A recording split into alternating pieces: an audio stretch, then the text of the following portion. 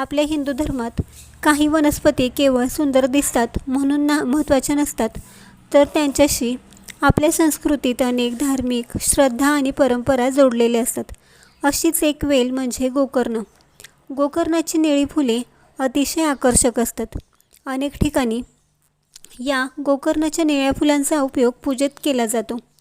त्यामुळे अनेक भक्तांना प्रश्न पडतो की गोकर्णाची वेल घरात लावावी का, कोणत्या दिशेला लावावी आणि या वेलीचे नेमके काय फायदे होतात. या सर्व प्रश्नांची उत्तरे आपण या व्हिडिओमध्ये बघणार आहोत. त्यामुळे हा व्हिडिओ तुम्ही शेवटपर्यंत नक्की बघा. गोकर्णाच्या निळ्या फुलाचा रंग हा भगवान विष्णू आणि भगवान श्रीकृष्ण यांच्या नीलवर्णाशी साधर्म्य साधवतो. म्हणूनच या फुलाचा संबंध कृष्ण आणि विष्णू पूजेशी जोडला जातो. त्यांच्या पूजेमध्ये ह्या गोकर्णाच्या फुलाचा समावेश केला जातो. काही ठिकाणी गोकर्णाचे फूल इतर देवतांच्या पूजेमध्ये देखील वापरले जाते. घरात गोकर्णाचे वेल लावणे म्हणजे फक्त घराची सजावट करण्यासाठी वेल लावणे नाही, तर आपल्या घरात फुलणाऱ्या फुलांचा उपयोग हा देवपूजेत करता यावा आणि निसर्गातील सौंदर्य देवाच्या चरणी अर्पण करणे होय. स्वतःच्या घरात उमललेले फूल देवाला अर्पण करताना मनात कृतज्ञता निर्माण होते.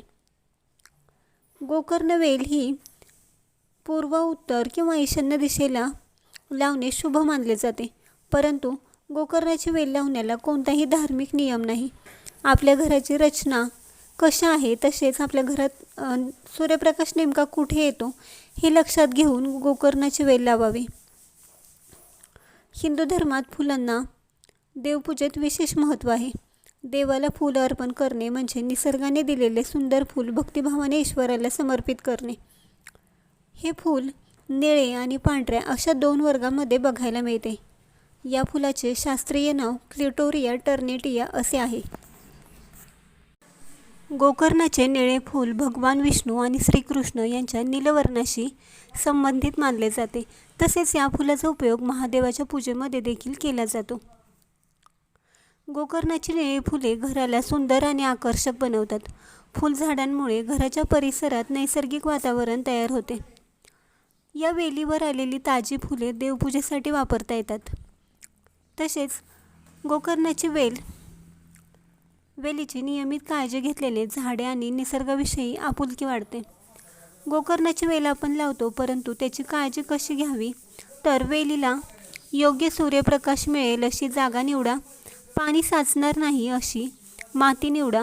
वेल वाढवण्यासाठी वेलीला आधार द्या आणि मातीची स्थिती पाहून पाणी द्या. वेलीवर किडे आणि रोग दिसतो का ते वेळेवर तपासा. त्यामुळे तुमची गोकर्णाची वेल अतिशय छान येईल.